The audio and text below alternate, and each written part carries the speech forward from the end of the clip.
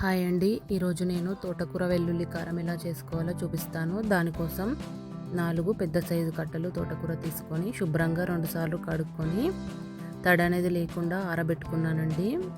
ఈ తోటకూరని మనం ఏం కట్ చేసుకోవాల్సిన అవసరం లేదు. ఇలా ఆకులుగా తుంచుకుంటే సరిపోతుంది.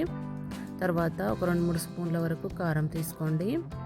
ఒక 15 వరకు వెల్లుల్లిపాయలు తీసుకోండి. ఒక స్పూన్ ఉప్పు, పావు కప్పు వరకు పల్లీలు తీసుకోండి. పల్లీలు ఎక్కువ వేసుకుంటే టేస్ట్ బాగుంటుంది. తర్వాత స్టవ్ పైన ఒక ప్యాన్ పెట్టుకొని 1 కప్పు వరకు నూనె వేసి వేడి చేసుకోండి. నూనె బాగా వేడెక్కాలి. స్టవ్ని మీడియం ఫ్లేమ్లో ఉంచుకోండి. దీంట్లోకి పల్లీలు వేసుకొని వేయించుకోవాలి. మీడియం ఫ్లేమ్లోనే వేయించుకోండి. అప్పుడు లోపటి వరకు వేగి పల్లీలు అనేది టేస్ట్ బాగుంటాయండి. హై ఫ్లేమ్లో పెడితే త్వరగా మాడిపోతాయి. పల్లీలు అనేది అస్సలు మాడకూడదండి. ఇలా దూరగా వేయించుకోండి. అప్పుడే టేస్ట్ అనేది చాలా బాగుంటుందండి. ఇలా మంచి కలర్ వచ్చి మంచిగా వేగిన తర్వాత ఒక గిన్నెలోకి వేసుకోవాలి. మీడియం ఫ్లేమ్లో వేయిస్తే మంచిగా వేగుతాయండి పల్లీలు.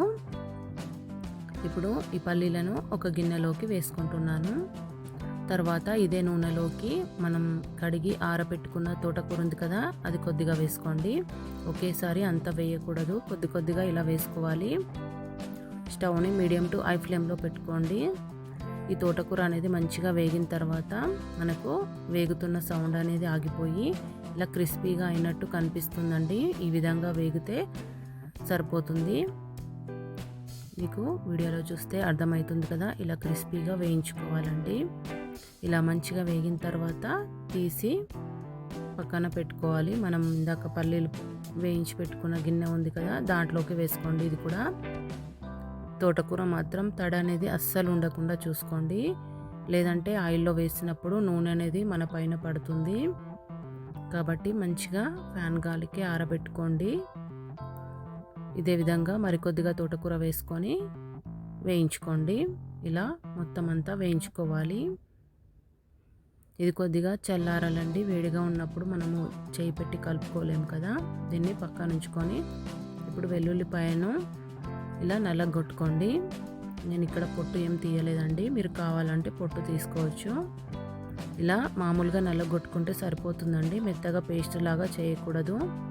నేను ఇలా వీడియోలో చూపిస్తున్న విధంగా ఇలా నలిగితే సరిపోతుంది. వెల్లుల్లిపాయలు ఎక్కువగా వేసుకుంటే టేస్ట్ చాలా బాగుంటుందండి.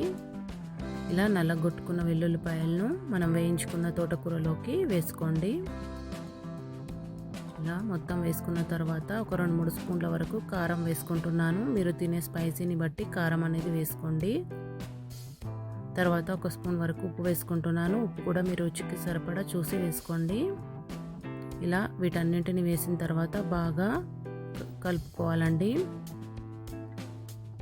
ఇలా నేను వీడియోలో చూపిస్తున్న విధంగా స్మాష్ చేస్తున్నట్టుగా కలుపుకోండి. అప్పుడు ఈ ఉప్పు కారం అంతా తోటకూరలోకి పట్టుకొని చాలా టేస్టీగా ఉంటుంది.